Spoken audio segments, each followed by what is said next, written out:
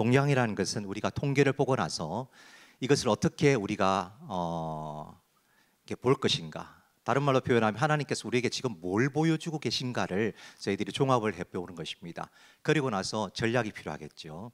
그래서 조금 이따 말씀드리겠지만 지금 이 시대는 1세대 선교, 2세대 선교, 3세대 선교에서 4세대 선교로 넘어가는 아주 중요한 기로에 있습니다. 거기에 대해서 여러분과 오늘 좀 나누려고 합니다.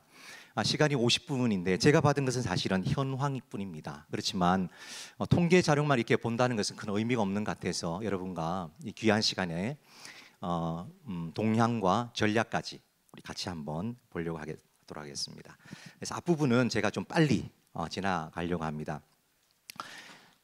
우리 일단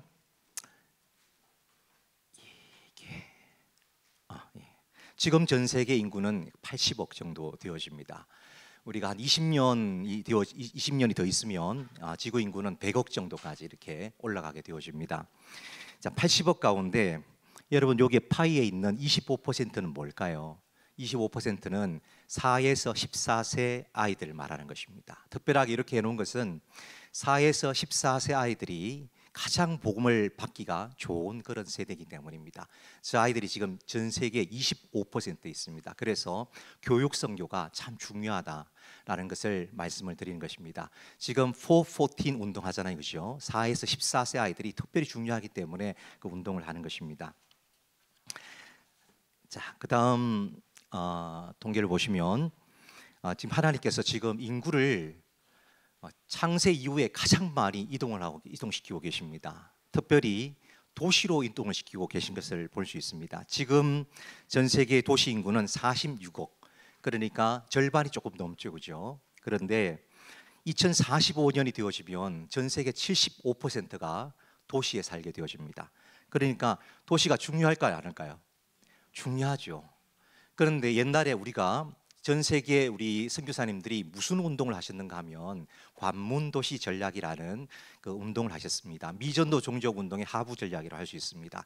그래서 전 세계에 중요한 100개의 거점 도시를 만들고 여기는 반드시 우리가 복음을 하자 이렇게 했는데 성공했을까요? 예, 우리가 실패했다고 평가하신 분들도 있습니다. 왜 그런가 하면 인간의 약한 부분이 너무 많이 드러났기 때문입니다. 특별히 선교사님들의 약한 부분이 많이 드러났습니다. 무슨 말인가 하면 저도 캄보디아 프놈펜 수도에서 이제 신학교 사역을 했었습니다. 그런데 제가 갈 때만 해도 그 당시에 학교가, 그러니까 초등학생을 데리고 온, 그다음 유치원생을 데리고 온 우리 선교사님들이 시골에 가면 학교가 없었습니다. 보낼 만한 데가 없으니까 주로 프롬펠에 파글파글하게 모여 있으신 거예요. 안 나가는 것입니다. 이제 나이들이 이제 애들이 대학생 되고 하니까 시골로 이제 퍼지기 시작하시는데, 자, 그래서 우리 선교사님들이 인간이기 때문에 애들 문제, 그 다음에 그래도 한국 음식점이 좀 하나라도 있는 주로 수도에 많이 몰려 계시는 그 단점 때문에 관문도시 전략이 과연 성공했는가, 거기에 대해서 의구심을 우리가 가지고 있습니다. 그럼에도 불구하고 지금 전 세계 75%가 앞으로 도시에 살게 되어지기 때문에 반드시 도시를 중요하게 생각하고 공략을 해야 됩니다. 캄보디아 푸놈펜 같은 경우에 푸놈펜도 지금 도시화율이 엄청납니다. 60% 이상 진행되고 있습니다. 자, 그런데 푸놈펜 안에 우리로 말하면 서울 시내 사대문 안에 우리가 교회들이 엄청나게 많죠. 그 이유가 뭘까요?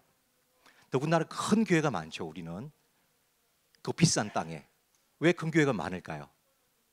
선교사님들이 중요한 거점들을 여기는 중요할 것 같아 생각하셔서 미리 그곳에다 교회를 많이 세워놓으시기 때문에 그 교회들이 자립해서 지금 큰 교회들이 지금 있는 것입니다. 그런데 지금 캄보디아 푸놈펜은 앞으로 점점 더 이제 도시화 될 텐데 그 사대문 안에 자기 땅을 가진, 자기 건물을 가진 교회가 몇 개 안 됩니다. 제가 전수조사를 우리 학생들 통해서 해봤는데 너무 적어서 깜짝 놀랐습니다. 근데 앞으로 땅값이 점점 이제 오르고 나면 어떻게 될까요? 선교사님들은 주로 이제 세를 들어서 교회를 하고 계시는데 지금 벌써 땅값이 오르고 세가 오르니까 지금 밖으로 다 쫓겨나갈 수밖에 없습니다. 그러니까 수도권 안에, 수도 안에 교회가 몇 개 안 남는 것입니다. 이런 문제가 생깁니다. 반드시 도시를 반드시 잡아야 됩니다. 그래서 도시는 새로운 영역이다라고 보여드립니다. 자, 이 또 보시면 똑같은 이야기입니다. 자, 세 번째 말씀드리고 싶은 것은 세계 종교 인구의 중에 영적인 경계선입니다. 자, 이것은 전통적인 경계선을 보여주고 있는 것인데요. 녹색은 지금 이슬람 지역입니다. 그리고 기독교 지역은 이게 붉은색 띄는 것이 전체적으로 보면 기독교입니다. 뭐 정교에 다 포함되어 있습니다. 자, 보시면 녹색만 한번 보도록 하겠습니다. 녹색의 오른쪽에 보면 그 경계선이 어딜까요? 저기가 중국이죠, 그죠? 자, 중국 적어도 시안 너머로는 이슬람이 넘어오지 못하고 있습니다. 그것은 중국이 기독교도 박해하지만 철저하게 이슬람도 박해하고 있기 때문입니다. 정책적으로 지금 그렇게 하고 있습니다. 어쩌면 만약에 중국이 공산주의가 아니었다면 우리 한국까지도 이슬람이 확 밀고 들어왔을지도 모르겠습니다. 저는 그렇게 생각을 합니다. 다행히 중국이, 다행인지 모르겠습니다만 아직까지 중국이 잘 막고 있습니다. 그러나 문제는 여러분 지금 아프리카 여기 보시면 요 지역 여기에 지금 이게 안 되는 거 파란 선의 아프리카에 거기 보면 사하라 사막 밑에 쪽하고 그러니까 서브사하라죠. 거기가 영적인 경계선입니다. 저는 아프리카에 7년 동안 살았었습니다. 그래서 이슬람들이 어떻게 정책적으로 저 밑에 있는 케이프타운이라든지 하여튼 저 밑에 지역까지 이슬람으로 바꾸기 위해서 노력하는지를 많이 실제로 피부로 느껴보았습니다. 자, 문제는 뭐냐면 저쪽은 오른쪽은 중국이 잘 막고 있는데 여기는 막을 방법이 없다는 것입니다. 그냥 지금 다 뚫리고 있습니다. 그래서 저 이슬람들이 지금은 뭐 동쪽뿐도 아니라 특별히 이쪽 유럽 쪽으로 지금 진출을 해서 큰 위험이 있다는 것을 여러분 잘 아실 것입니다. 그래서 이슬람이 전통적으로 경계선을 지금 확장하고 있다. 그것이 특징이고, 두 번째 특징은 이슬람이 전방위적으로 유럽을 지금 공격해서 유럽 지역이 위험의 수준에 도달했다. 여러분 아시듯이 영국은 전통적으로 아주 강력한 기독교 국가입니다. 우리에게 복음을 전해준 나라이기도 합니다. 그러나 지금 한 어떤 우리로 말하면 도시를 넘어서 어떤 자그마한 뭐 이렇게 도까지는 아니더라도 어떤 큰 도시 정도의 경찰력이 전혀 미치지 않는 샤리아법이 이슬람 전통법이 그대로 적용되어지는 그런 지역도 벌써 생겼습니다. 특별히 네덜란드라든지 혹은 뭐 그런 곳은 앞으로 이슬람화될 가능성이 아주 높습니다. 아주 높습니다. 그래서 유럽의 재복음화가 아주 필요하다고 생각이 되어지고요. 이걸 보면 세 번째 여기서 다 설명 못 해드리고 여기 종교로는 지금 안 나와 있지만 종교로는 여기에 카테고리 안 나와 있지만 하나 중요한 종교가 있습니다. 그게 뭐냐 하면 정령신앙입니다. 정령신앙은 우리도 가지고 있죠. 우리는 조상숭배를 포함한 정령신앙을 가지고 있습니다. 정령신앙은 유럽, 그 다음에 아메리카, 모든 아시아 지역, 그 다음에 중동 지역 모든 곳에 다 퍼져 있습니다. 기본적으로. 그런데 정령신앙이 가장 복음하기가 좋은 지역입니다. 여러분 선교사 혹시 여러분들이 가셨을 때라든지 혹은 또 어떤 정책을 여기서 입안하신 분이 계시면 정령신앙이 강한 곳을 공략을 반드시 해야 됩니다. 이것을 꼭 기억해 주시면 좋겠습니다. 그 다음 네 번째 보시면 기독교 인구입니다. 우리 전체 뭐 이제 천주교가 다 포함해 가지고 우리가 봐도 32% 저희가 이제 되어집니다. 자, 그 다음 보시면 자 이게 안 돼서 북반구와 남반구를 한번 보시기 바랍니다. 북반구는 8억의 기독교인이 있고 이제 남반구에는 17억의 기독교인이 있습니다. 자, 북반구는 전통적으로 기독교를 보냈던 곳이고 남반구는 전통적으로 복음을 받았던 곳입니다. 우리가 생각할 때 선교라고 그러면 이전에는 양복을 입은 서구 선교사들이 미개한 지역, 주로 이제 제3지역, 제3세계 혹은 남반구에 있는 사람들에게로 가서 복음을 전하는 그런 것으로 인식되어졌는데 이제는 역전이 되어져서 오히려 북반구 유럽 지역이 복음화가 필요한 재복음화가 필요한 그런 지역이 되었다는 것입니다. 저는 고신 총회 세계 선교부에 포함이 되어 있어서 이제 본부 사역되어 있었습니다. 최근에 저희가 고신은 좀 고리타분하죠, 그죠? 그럼에도 불구하고 이전에는 유럽으로 선교사를 간다 그러면 절대로 보내지 않았습니다. 그런 잘 사는 지역으로 왜 보내 이렇게 얘기했는데 지금은 전략적으로 저희가 그쪽으로 많이 보내고 있습니다. 그래서 유럽의 재복음화가 안 된다면 앞으로 큰 일입니다. 이슬람이 그 길을 다 장악하기 때문에 이 부분도 생각해 주셔야겠습니다. 자, 두 번째 보시면 그래서 남반구, 북반구 할 것 없이 이제는 전방위 선교 시대라고 우리가 부르고 있습니다. 이것을 제 4세대 선교의 특징 중에 하나로 지금 꼽고 있습니다. 이제는 특별하게 미국이라든지 캐나다, 호주까지도 거기를 우리가 선교지라고 생각을 해야 될 정도로 모든 것이 다 선교지인 곳이 돼 버렸습니다. 그 중에 특별히 아프리카를 보시면 독특한 점이 있습니다. 아프리카는 지금 7억의 기독교 인구가 있습니다. 자, 아프리카는 가장 먼저 선교사들이 갔던 곳이고, 그다음 선교의 피가 가장 많이 뿌렸던 곳입니다. 놀라운 결과가 있는데 그 중에 하나는 2050년까지 기독교인 10명 중에 4명이 아프리카에 있게 되어집니다. 지금도 엄청난 인구가 있습니다만 아프리카를 동력하는 것이 아주 중요한 선교의 이슈가 되겠습니다. 근데 아프리카 교회를 지금까지 단순히 우리가 피딩 사에 가는 뭔가 보내야 되는, 뭔가 도와줘야 되는 그런 것으로 자꾸 생각을 해서 그런 선교를 자꾸 하려고 합니다. 구호하는 어떤 그런 부분들. 그러나 아프리카 교회는 그거를 사실은 원치 않습니다. 우리가 뭔가 이렇게 박스 갖다 주고 그런 거 전혀 원치 않습니다. 그 사람들은 자기 신학이 있고 그 다음에 자기들이 스스로 자립해서 살 수 있는 능력을 가지고 있습니다. 우리가 이것을 무시하고 그들을 파트너십으로 인정하지 않고 그렇기 때문에 그들 스스로 오히려 일어서지 못하고 우리 동력하지 못하는 그런 어려움들이 지금 많습니다. 그래서 단순한 도움보다는 우리가 어떻게 하면은 이 많은 이 아프리카 이 그리스도인들을 같이 동력화해서 선교 자원화할까, 그것을 고민할 때라고 생각이 되어집니다. 자, 그다음 보시면 인구의 이동입니다. 창세 이후에 지금 가장 많은 인구를 하나님께서 이동시키고 계십니다. 이 보시면 파란 쪽은 정착지고 그 다음에 붉은색 쪽은 발생 지역입니다. 가만히 보시면 어떤 지역인지 대부분 보이실 겁니다. 전 세계 인구 100명 중 1명이 이미 디아스포라입니다. 그런데 조금 있으면 2050년이 되어지면 지금 100명 중 1명입니다. 그런데 2050년이 되어지면 어떻게 될까요? 10명 중에 1명이 디아스포라가 되어집니다. 이 어마어마한 변화입니다. 엄청난 사람들이 자기가 태어났던 지역을 벗어나서 다른 곳에 살게 되어집니다. 이런 현상들을 우리가 겪게 되고 이렇게 겪게 된 지가 사실 얼마 안 됩니다. 최근의 현상입니다. 자, 이것은 환경 난민을 포함해서 우리가 100억 중에 10억 명이 앞으로 2050년까지 디아스포라가 될 것이다 생각을 하는데, 특별히 여기 보시면 눈여겨 보셔야 될 것이 중동 아프리카 지역에서 많이 발생한다는 것입니다. 제가 지금 앞으로 2번 정도 같은 것을 반복하는 것은 계속해서 한 2번 정도 반복하는 것이 있습니다. 그것은 진짜 중요한 것입니다. 그래서 이 부분도 마찬가지입니다. 자, 지금 이슬람 지역에서 디아스포라가 30% 지금 발생을 했습니다. 올해 통계입니다. 29.6% 정도 발생을 했습니다. 그런데 이것은 실제로는 훨씬 더 체감률이 높습니다. 왜냐하면 지금 임시적으로 베네수엘라라든지 저런 어떤 그 중부 아프리카 지역 저쪽에서 많이 발생을 하고 또 인도에서 갑자기 많이 발생하고 저런 곳을 빼면 사실은 이슬람권에서 디아스포라 현상이 두드러지게 사실은 많이 나타나고 있습니다. 그런데 놀라운 것은 이 이슬람 지역에서 이 사람들을 하나님께서 어디로 보내시는가 하면은 복음 수용이 가능한 곳으로 보내고 계십니다.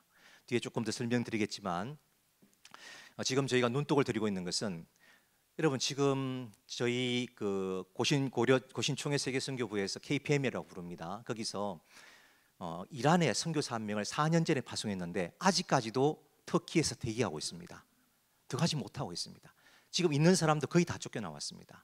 자, 시리아 어떨까요? 시리아 하얀 헬멧 쓴 사람들, 구호단체 그 사람들 빼고는 다 쫓겨나서 없습니다.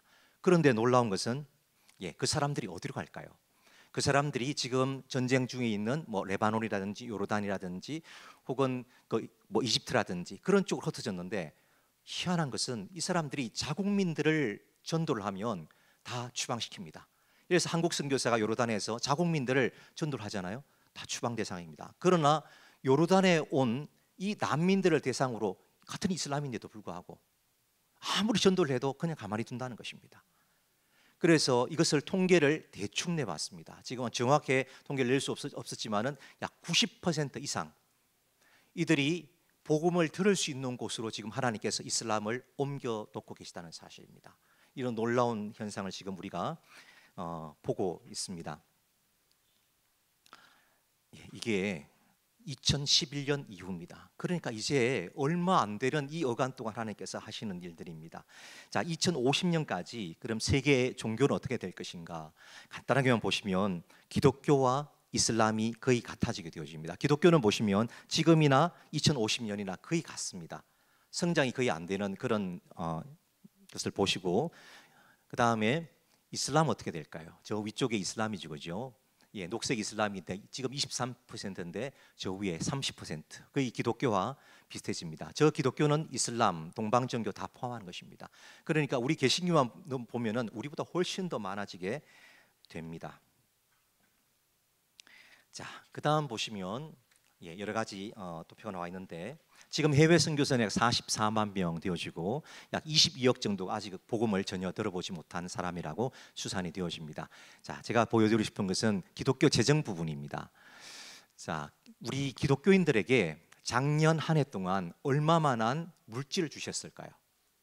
US 달러로 환산하면 56조 US 달러를 주셨습니다. 그런데 우리는 선교비로 얼마를 사용할까요? 작년에 우리는 해외 선교로 550억 US 달러를 사용했습니다. 이 말이 무슨 말인가 하면 0.1%를 선교비로 사용한다는 것입니다. 하나님께서 우리 기독교에 지금 전 지구적으로 기독교에 저만한 물질을 주셨습니다. 그런데 그 물질을 우리는 99% 그냥 자체적으로 소비했다는 사실입니다. 선교에는 0.1%만 저희들이 사용하고 있습니다. 우리가 말로는 교회다, 캐치프레이즈, 그리고 전 세계 복음화 이렇게 하고 있지만 실제로 사용하는 것은 0.1%밖에 안 된다는 것입니다. 그러니까 아직 우리가 많이 부족한 것입니다. 사실은 지금 인적 동력도 중요한 이슈고 물적 동력화도 굉장히 중요한 이슈입니다. 모든 선교단체들은 이것을 지금 고민하고 있습니다. 어떻게 하면 인적, 물적 자원을 교회로부터 독립할 것인가? 여기 계신 분들은 다 교회에서 그래도 선교에 대해서 나름 리딩 피겨시라고 생각합니다. 이끌어 가시는 분들이라고 생각합니다. 여러분, 이것은 하나님 앞에 범죄라고 저는 분명히 생각합니다. 제가 학교에서 학생들한테 제발 이들 교회에서 이걸 좀 뜯어고치라고, 좀 큰 소리 치라고 얘기를 많이 합니다. 하지만 부교육자들이 무슨 힘이 있겠습니까? 여기 장로님들도 계시고 아마 목회자들도 아마 계시리라고 생각합니다. 이 부분은 반드시 하나님 앞에서 우리가 잘 생각해 봐야 될 부분입니다. 다음 보시면 우리 종교적 영향력이 사실은 점점 줄어들어가고 있습니다. 많이 줄어들어가고 있습니다. 이건 미주 지역만 본 것인데요. 그럼에도 불구하고 이 그래프를 보시면 자, 지금 노란색 보시면 여기는 브라질도 있고 그다음에 대부분 중동 지역, 그다음에 인디아는 조금만 더 있으면 전 세계에서 가장 큰 이슬람 국가가 되어집니다. 곧 그렇게 되어집니다. 그런데 저기도 이제 이슬람 지역으로 봐야 됩니다. 놀라운 것은 저기 있는 이슬람 지역들에서 종교적으로 영향력이 90% 이상에 가깝습니다. 이 말이 무슨 말인가 하면 전도를 할 수 있는 가능성이 많다는 것입니다. 종교를 의지를 많이 한다는 것입니다.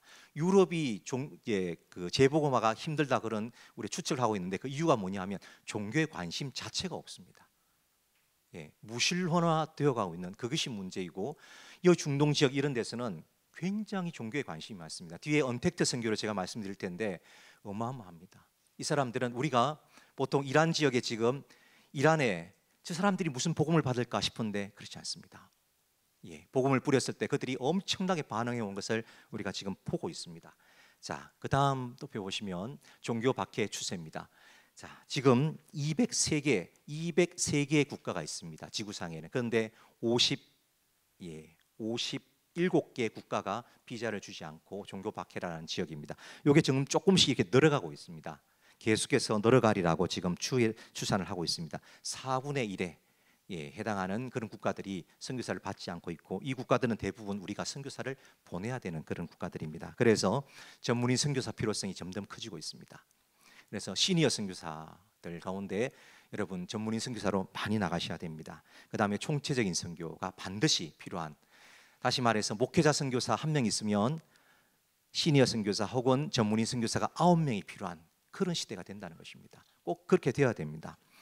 자, 시간이 없어서 자, 요걸 보시면 이게 무슨 말인가 하면 AI를 통해서 빅데이터를 한번 사용해 봤습니다. 그래서 여기에는 몇만 쪽의 선교 지금 자료들이 선교자들을 AI에 집어넣어 봤습니다. 그러니까 이런 데이터가 나왔습니다. 한국말로 바꾸니까 이렇게 됐습니다. 자, 보시기 바랍니다. 제가 지금 말씀드린 그런 부분들이 많죠, 그죠? 디아스포라 선교, 도시가 새로운 선교 영역이고 사람이 중요하고 종교 인구는 증가하고 영적 경계선, 뭐 거점 도시, 그다음 조상 숭배, 414 운동, 그다음 전문인 선교사 전문인, 도시 난민, 유럽 재보고마, 그다음에 선교 재정동원 이주민, 뭐 전망인 선교, 도시 선교 이런 빅데이터 자료들이 이렇게 나왔습니다. 이게 앞으로 중요하고 앞으로 4세대 선교에서 이것들을 우리가 해야 된다는 그런 의미가 되겠습니다. 자, 앞부분은 뒤에서 이거를 종합을 해서 우리 전략적으로 말씀드리기 때문에 빨리 넘어가도록 하겠습니다. 자, 그러면 앞으로 세계 선교는 지금 어떤 현상을 겪고 있고 우리 과제가 뭘까? 7가지로 한번 정리해 봤습니다. 자, 첫 번째는 선교사 주도형 선교를 해야 된다는 것입니다. 프로젝트 선교, 그다음에 돈 선교의 부작용들이 지금 너무 많이 나타나고 있습니다. 특별히 한국 선교 가운데 많이 나타나고 있습니다. 몇 년 전에 한국 대표 몇 분이서 전 세계적으로 유명한 그런 어떤 선교 포럼이 있었습니다. 수천 명이 모이는 그런 포럼이 있었는데 미국에서 있었습니다. 그때 다른 주제로 모였습니다. 전혀 다른 주제로 모였는데 한국식 선교를 성토하는 장이 돼버렸습니다. 누구 한 분 이야기하기 시작했는데 한국 선교사님들은 닭장 짓고 있다. 교회를 닭장으로 만들고 있다. 그런 식으로 성토하기 시작했습니다. 이것은 우리나라 선교학자로서 첫 번째 선교학 박사를 받으셨던 전호진 박사님도 똑같은 말을 하셨습니다. 그러니까 우리가 많은 교회들을 지금 지어놓고 있는데 뭐 캄보디아, 미얀마 짓고 있는데 그분의 통계를 의하면은 그런 교회들이 약 3분의 1이 나중에 닭장된다. 다시 말해서 창고되어지고 없어진다는 소리입니다. 그런 선교를 지금도 우리가 하고 있다. 꼬집었습니다. 그분들이. 자, 지금도 우리는 식민주의 선교를 사실은 많이 하고 있습니다. 제가 현장에서 제가 많이 보고 했기 때문입니다. 우리 식민주의 선교는 힘의 선교죠. 돈으로 뭔가를 할 수 있다는 그런 것이죠. 사람이 아니라 교회 하나를 예를 들어서 개척을 한다 그러면 여러분 저도 교회를 지금 개척을 해서 십몇 년 동안 교회를 잘 이루고 제자를 또 실패하고 또 제자를 실패해서 겨우 지금 제자를 몇 명 세워놓고 그중에 신학생을 세우고 그래서 교회를 이양을 했습니다. 그렇게 하려면 정말 뼈를 깎는 노력을 해서 십몇 년을 걸려야지 신학생을 만들어내고 제자를 만들어내서 이양을 시킬 수 있습니다. 그런데 지금도 교회에서 연락이 옵니다. 교회 하나 개척하세요. 제가 지금 한갑입니다. 제 한갑 기념으로 제가 몇 천만 원을 드릴 테니까 교회 하나 지어주세요. 여러분 이제는 이거 없어야 됩니다. 힘의 선교라고 부릅니다. 이것을 식민주의 선교라고 부릅니다. 힘의 선교 하면 안 됩니다. 이제 이거는 그 나라를 죽이는 것입니다. 하나님 나라를 멸망시키는 것입니다. 이런 선교 안 되겠습니다. 사람이어야 됩니다. 사람 선교사가 있는 사람이 있기 때문에 그 선교사가 선교 중심이어야 됩니다. 선교사가 전략이 되어야 됩니다. 그러니까 선교사 한 사람 한 사람이 제가 여러분 뵈니까 지금 한 사람 한 분 한 분이 이제 80세 되어진 갈렙이 80세 내가 여기 있습니다. 저를 써주십시오 하고 그렇게 하나님 앞에서 하셨는데 다 그렇게 보입니다. 한 분 한 분이 선교사가 전략이어야 됩니다. 그런 선교를 꼭 해야 되고 말씀드린 것처럼 전통적인 영적 경계선이 지금 확장되고 있습니다. 아프리카 지역에서 그다음 인도에서 특별히 그다음에 유럽으로 이슬람이 확장이 아주 빠르게 되고 있습니다. 이게 두 번째 트렌드고 세 번째는 비서구 지역, 우리 한국 같은 이런 나라들이 굉장히 이런 나라들의 선교가 아직도 중요합니다. 그런데 여러분도 지금 우리나라 선교가 아직 벌써 조금 이렇게 내리막길로 변곡점을 지났다는 것을 여러분도 느끼실 것입니다. 그 다음 세대는 누가 받아야 될까요? 그 다음 세대 누가 선교를 이어받아야 될까요? 싱가포르 교회 막 일어서고 있습니다. 너무 작지요. 교회들이 얼마 안 됩니다. 이런 교회들 받을 수가 없습니다. 이제 어떻게 해야 될까요? 중국 교회 끼워야 됩니다. 우리가 잘 끼웠죠. 그분들 더 신학 교육 잘 시켜서 그분들이 일어서게 만들어줘야 됩니다. 아프리카 교회 우리가 잘 섬겨서 신학이 엉망입니다. 엉망입니다. 엉망. 그런 아프리카 교회들을 잘 끼워서 선교하는 그런 대륙으로 우리가 만들어줘야 됩니다. 그다음 네 번째 보시면 인구의 이동이 가져온 변화가 참 많습니다. 난민 이주민 선교가 중요해졌고 이슬람 선교가 지금 전환기를 맞고 있습니다. 이전까지는 이슬람 선교를 한 30년, 40년씩 해도 사실은 제자를 몇 명 못 만들었지만 지금은 나중에 보여드리겠습니다만 놀라운 일들이 지금 벌어지고 있습니다. 그다음에 유럽 재복음화가 가능한 시대 또 되고 있습니다. 자, 다섯 번째 트렌드를 보시면 역시 인구 이동이 가져온 이제 변화인데 도시가 중요하다고 말씀을 드렸습니다. 그다음 여섯 번째는 선교 박해국이 점점 많아지고 있습니다. 그래서 여러분처럼 이제 전문인이 많이 필요한 그런 시대입니다. 일곱 번째는 선교 자원 동원이 아주 중요합니다. 자, 요 정도 하고 그다음에 이제 본격적으로 그러면 이런 데이터들을 가지고 우리가 어떤 선교를 실제로 해야 될까? 그것이 중요하겠죠. 그래서 여러분과 세 가지 키워드를 가지고 한번 살펴보려고 합니다. 첫 번째는 4세대 선교라는 주제를 가지고 잠시 살펴보겠습니다. 그리고 디아스포라 선교, 그다음에 4차 산업혁명이라는 세 가지 주제가 아주 중요한 주제입니다. 이 키워드가 어떤 의미인지 한번 빨리 살펴보려고 합니다. 자, 4세대 선교입니다.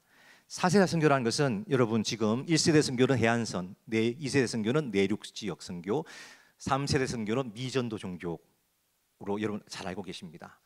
지금은 4세대 선교로 넘어가고 있습니다. 여러분 한 세대가 이렇게 넘어갈 때 수십 년, 적어도 100년이 걸립니다.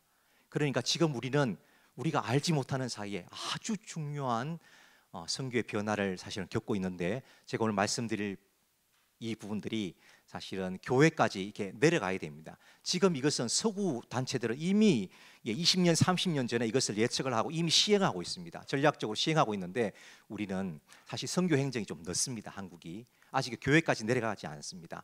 선교 단체들은 준비를 많이 하고 있습니다. KPM도 이것을 준비하고 있는데 교회까지 이해시키려니까 아직은 많은 세월이 걸리라고 생각합니다. 여러분들이 교회에 가셔서 이것을 잘 전해 주셔야 되겠습니다. 자, 첫 번째 트렌드는 뭐냐면 이것입니다. 전방위 선교인데 같이 한번 읽어보도록 하겠습니다. 오늘날 시작. 오늘날 선교의 사교에 있어서 가장 중요하면서도 아직 소화되지 않은 현실은 우리 시대의 대부분의 선교가 더 이상 지리적으로 정의될 수가 없다는 것입니다. 자, 지리적인 선교를 하셨던 랄프 윈터 박사가 그가 했던 미전도 종족 운동 그 개념을 30년 전에 폐기했습니다. 더 이상 하지 않습니다. 우리는 아직도 하고 있죠, 그죠? 자, 그래서 이 특징을 세 가지로 저는 정의해 봅니다. 땅 중심에서 사람 중심, 땅 중심에서 기능 중심, 땅 중심에서 영역 중심의 선교로 바뀌어가야 됩니다. 이게 지금 전 세계적인 트렌드입니다. 그리고 우리도 반드시 이렇게 되어져 가야 되고 또 되어져 갈 것입니다. 자, 이게 무슨 말일까요? 자, 루이스 부시 같은 분들은 미전도 종족 운동을 주도하셨던 분이시죠. 그런데 이분이 30년 전에 미전도 종족 운동은 10도, 40도 창에 있는 모든 종족을 다 주께로 돌아오게 하면 예수님께서 오실 것이다라고 생각하고 우리가 열심히 그 사각형, 직사각형에 있는 그곳으로 많이 보냈습니다. 자, 땅 중심이죠. 역시 그것도 지금은 뭐 할까요? 루이스 부시 박사는 지금 440 운동하고 있습니다. 아까 말씀드렸던 4세에서 14세 여기가 한 영역이라는 것입니다. 여기가 사람이 영역이라는 것입니다. 한 영역. 그러니까 땅 중심에서 뭐 어떤 사람 중심으로 이제는 선교를 하는 그런 시대가 되었습니다. 자, 지금 제가 하나의 샘플만 이렇게 얘기해 드리지만 시간이 없어서 잘 생각해 보시기 바랍니다. 우리가 건물을 짓는 어떤 그런 센터를 짓는 어떤 그런 것이 아니라 어떤 한 지역에 우리가 선교사를 많이 보내면 그곳을 초토화시켜서 복음으로 초토화시켜서 뭔가를 해내겠다. 이제 그런 시대가 아니라 하나님께서는 그것도 잘 사용하셨습니다. 지금까지 1세대, 2세대, 3세대 거기에 맞게 그 시대에 하나님 그것을 잘 사용하셨는데 지금은 우리에게 다른 것을 주고 계십니다. 다른 무기들을 주고 계시는데 그것을 잘 가지고 앞으로는 사람 중심의 선교를 반드시 해야 된다는 것입니다. 자, 두 번째 특징이 뭐냐 하면 기능 중심의 네트워킹 선교를 해야 됩니다. 자, 하나 예만 드리도록 하겠습니다. 주로 지금 신학교 사역한다 그래도 교회도 마찬가지고 신학교도 그렇고 전부 다 혼자 사역하십니다. 저희 교단도 보면 신학교 사역을 하신다 그러는데 주로 혼자 하세요. 선교사님 혼자. 자기 혼자 구약 가르치고 신약 가르치고 한 14과목 혼자 다 가르치세요. 그게 신학교입니까? 그게 신학교 아니죠. 그러니까 제대로 신학교를 못하죠. 신학교당 신학교 못합니다. 저희가 신학교가 지금 한 50개 있습니다. 이 조그만 교단에서 선교지 한 50개 정도 신학교를 운영하시는데 한 50명이 운영을 하십니다. 그러니까 자기 혼자 자기 하나에 한다는 것입니다. 자, 그러니까 무슨 문제가 일어날까요? 교수진도 없죠. 그 다음에 책도 모으려니까 책 모으기도 힘듭니다. 고급 교육을 하려면, 그 다음 석사, 박사 하려면 석사까지만 하려고 해도 도서관에 책이 적어도 영문서적으로 3만 권 정도가 되어야 됩니다. 그 정도 돼야 할 수 있습니다. 저도 캄보디아 장로교 신학교에서 책을 한번 모아봤습니다. 죽기 살기로 몇 년 모았는데, 그것도 전호진 박사님이 미국에서 많이 갖고 오셔서 모아봤는데 10,000권 겨우 모았습니다. 그거는 정말 기적 같은 일이었습니다. 정말 10,000권 모으기가 신학교에서 모으기가 힘듭니다. 해외 신학교에서 그들의 언어를 가지고 영어 책을. 그런데 여러분, 돈도 굉장히 많이 듭니다. 자, 그런데 선교사님마다 이제 그 석사 과정도 해야 되고 하지 않습니까? 그러니까 책이 없으니까 이렇게 뭐 인준 과정을 못 밟는 거예요. 우리 소위 말 아테아라든지 ATA라든지 뭐 하여튼 이런 데서 인준 과정을 못 받는 거예요. 그런데 이전에는 혼자 했기 때문에 그러신데, 이제는 홀로 사역하는 그런 시대는 지났습니다. 네트워킹을 해야 됩니다. 예를 들어서 저희는 지금 뭘 했는가 하면은 도서관을 네트워킹을 구축했습니다. 50개 그 모든 선교사님들이 그냥 본인들이 책을 안 갖고 있어도 전자도서로 그냥 할 수 있는 그것을 지금 구축을 일단 해놨습니다. 그런데 어떤 문제 때문에 아직 그것은 이제 전체적으로 오픈을 못하고 이제 가오픈한 상태인데, 이제 혼자 하는 신학교라도 이런 식으로 네트워킹을 하면은 이런 문제들을 해결할 수 있는 그런 시대. 자, 우리가 이전에는 4차 산업혁명의 문명이기를 잘 사용하지 못했습니다. 그러나 이제는 하나님께서 주신 4차 산업의 문명이 인터넷이라든지 그런 것을 통해서 이런 것을 가능할 수 있다는 것입니다. 자, 난민 사역도 마찬가지입니다. 자, 기능 중심이라는 것은, 주제 중심이라는 것은, 이전에는 그냥 난민 사역하면 그냥 피딩 사역 생각했습니다. 그냥 먹이는 사역. 나 혼자 어디 가가지고, 아프리카 어디 가가지고 그 사람들 텐트 쳐가지고 거기서 끊임없이 갖다 퍼붓는 것입니다. 밥 먹이고 돈이 많이 가는 사역으로 생각했습니다. 지금 난민 선교는 그런 것이 아닙니다. 지금은 기능 중심의 난민 사역이라는 것은 적어도 우리 그 중에 제일 큰 것은 APN이라는 그런 지금 큰 네트워킹이 있는데, 거기서 하는 것은 난민을 통한 난민 사역이 중심이지 피딩 사역이 아닙니다. 먹이는 사역이 아닙니다. 자, 그분들이 이동하는 통로, 예를 들어서 시리아에서 탈출해 가지고 파키스탄 옵니다. 파키스탄 가가지고 이 사람들이 터키 갑니다. 목숨 걸고 거기서 그리스 넘어가 가지고 그 다음에 독일이라든지 스위스 쪽으로 넘어갑니다. 자, 이런 길목을 따라서 사람들이 배치되어야 됩니다. 선교사들이. 그래서 네트워킹 사역이라고 부릅니다. 복음 전도를 하는 그런 단계, 그 다음에 제자 훈련하는 단계, 그 다음에 정착시키는 단계, 그 다음에 어떨 때는 이렇게 배를 태워서 이렇게 입국시키는 그런 분들도 계십니다. 이것이 지금은 아직까지는 이게 초기 단계지만 이런 사역들이 이제는 가능한 그런 시대입니다. 다시 말해서 기능 중심으로 이런 큰 사역들을 할 수 있는, 자기 혼자 아니라 할 수 있는데, 이것이 이전에는 잘 안 되었습니다. 그런데 지금은 가능한 시대입니다. 자, 언택트 사역을 통해서 다시 한번 나중에 여기서 더 설명드리겠습니다. 자, 다음 세 번째 4세대 선교의 특징은 영역 중심 선교라는 것입니다. 이 부분은 굉장히 중요한 부분입니다. 오실 때 아브라함 카이퍼 여기 특별히 전시전을 하던데요. 우리 아브라함 카이퍼도 영역이라는 말을 많이 사용했는데 같은 맥락입니다. 자, 여러분, 제가 질문 하나 드리겠습니다. 하나님이 요나를 니느웨에 보내셨는데 니느웨에 보내실 때 돈이 얼마나 드셨을까요? 하나님께서 대충 맞추시면 선물을 드리겠습니다. 하나로 계산, 지금 그때 환율하고 하여튼 지금 형편과 그때 형편을 계산하면 어느 정도 들까요? 물론 이게 주관적일 수 있습니다. 저기 그 경제학자 한 명 있는데 미국에 지금 교수로 있습니다. 친구인데 이 친구가 갑자기 어느 날 저한테 질문하더라고요. 요나가, 하나님께서 요나를 니느웨에 보내실 때 이 교통비 얼마나 들었겠어? 자기가 따져보니까 7천만 원 정도 들었다고 계산이 되어진답니다. 어마어마하죠. 지금 한국 선교사 몇 명입니까? 2만 명이 넘습니다. 아직도. 자, 그런데 여러분, 2만 명을 예를 들어서 전 세계로 이렇게 가족 치면 더 많겠죠, 그죠? 애들 치면 한 8만 명 이상 될 겁니다. 그러면 그 사람들 비행기 값 대줄 수 있겠습니까? 한 번 왔다 갔다 하면 그만큼 드는데 어림도 없죠. 그러니까 구약 시대 하나님은 멀리, 그러니까 몰 원자를 써서 원심적인 선교를 하기가 힘든 시대였습니다. 그래서 그 당시에 가장 문명의 중심에 있고 국제도로가 두 개나 뚫려 있는 가나안 땅, 적과 꿀이 흐르는 땅인데 이것은 무역의 중심 지역이기 때문입니다. 그 당시 가장 무역이 흥황한 곳이 바로 예루살렘이었습니다. 예수님께서 나귀 타시고 입성할 때 거기에는 이스라엘 예루살렘 구주민들은 약 8만 명밖에 안 됐습니다. 그렇지만 거기에 200에서 300만 명이 거기 와 있었습니다. 그 당시에 그들을 경건한 이방인 이렇게 따로 불렀습니다. 그래서 이방인의 뜰에서 그들이 예배를 할 정도였습니다.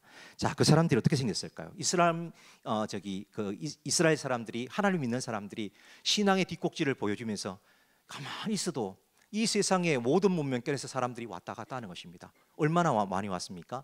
사도행전 2장을 보시면 적어도 15개 지역, 그 15개 지역에서 왔습니다. 이 지역을 지금 지명으로 따지면은 그들의 세계관 속에서는 전 세계에서 다 온 것입니다.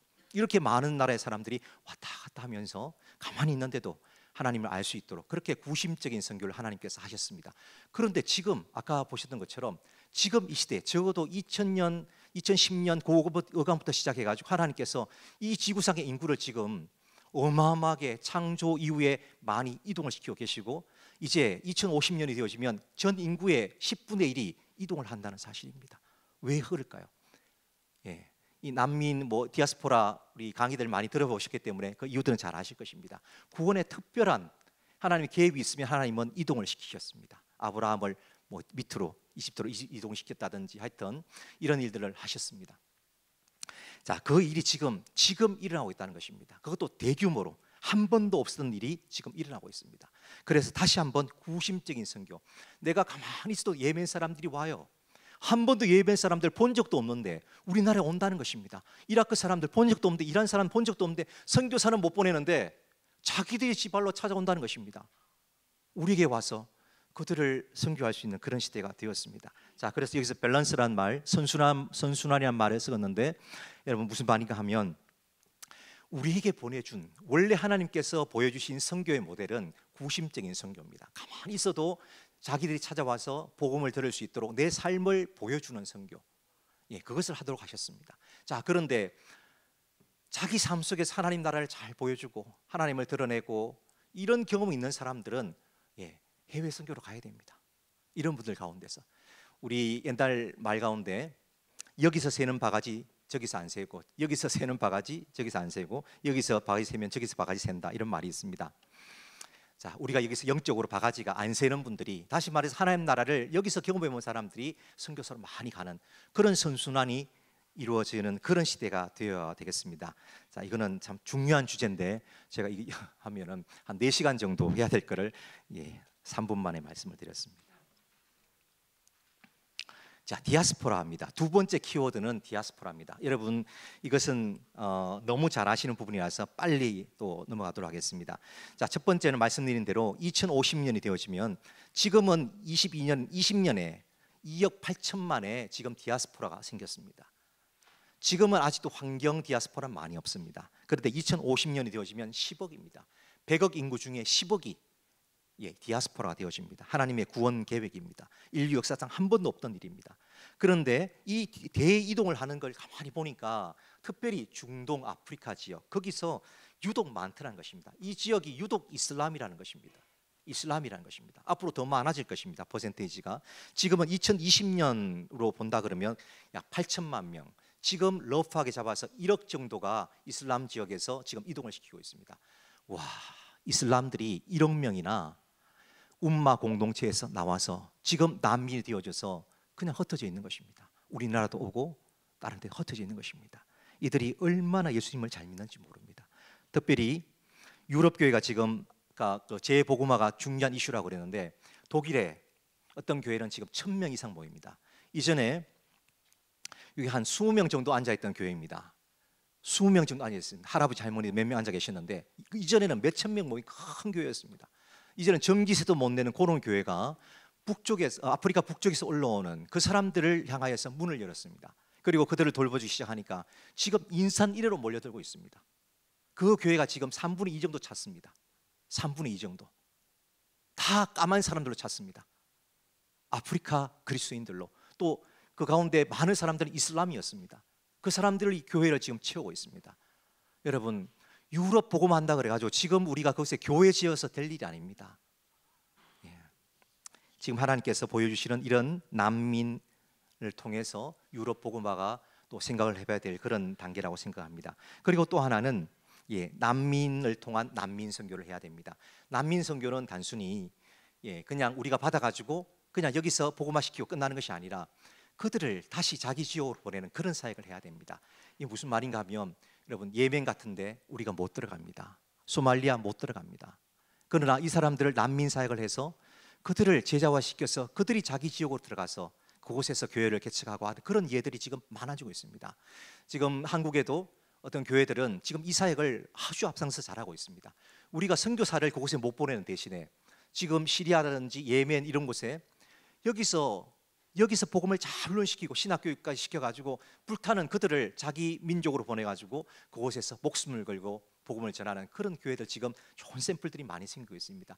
이런 예들을 여러분 많이 만들어 주셔야 되겠습니다. 그리고 한국만 봐도 이제 2050년이 되어지면 여러분, 이주민이 우리나라의 10분의 1이 되어집니다. 10명 모이면 한 명이 외국계 사람이라는 것입니다. 이 엄청난 일을 하나님께서 지금 일으키고 계십니다. 그리고 지금 우리 그 선교단체들은 지금 이주민을 통한 선교를 어떻게 할 것인가 고민을 많이 합니다. 이것도 마찬가지 이주민들을 통해서 그들을 잘 받아들여서 우리 흡수하는 것도 중요하지만 그들을 다시 선교사로 보내서 그들을 통해서 선교할 수 있는, 자기 민족을 선교할 수 있는 그런 시대를 만들어야 되겠습니다. 왜냐하면 선교사 자원이 우리도 줄어듭니다. 지금 2만 명으로 자랑하지만 여러분, 지금 급격히 줄어들고 있습니다. 선교사 할 사람이 없습니다. 저희 교단만 해도 지금 이전에는 많았는데 지금 1년에 훈련하는데 마지막 훈련에 지금 10명이 채 안 앉아 있습니다. 이것도 많은 형편입니다. 그래서 KWMS 산하에서 여러 교단이 합쳐가지고 이제 같이 훈련시키자라는 말까지 지금 몇 년 전부터 나오고 있을 정도입니다. 그만큼 선교사를 이제 교회에서 보내시려고 해도 선교사가 없습니다. 그런 시대를 이제는 대비를 교회들이 해야 되는데 이주민 선교는 아주 중요한 도구가 될 것입니다. 자, 마지막 하나 말씀드리려고 마치려고 합니다. 마지막 키워드는 4차 산업혁명입니다. 자, 밑에 말씀은 지나가도록 하겠습니다. 시간이 지금 많이 되어서. 자, 이 지금 그 워드 클라우딩은 2020년 코로나가 시작되고 나서 3달 이후에 우리 모든 선교사님, KPM 선교사님들한테 지금 뭐가 필요하고 뭐가 당장 필요합니까? 그리고 변화된 게 뭡니까? 라고 물었을 때 그들이 보내준 것들이 이겁니다. 이전에는 이런 게 없었습니다.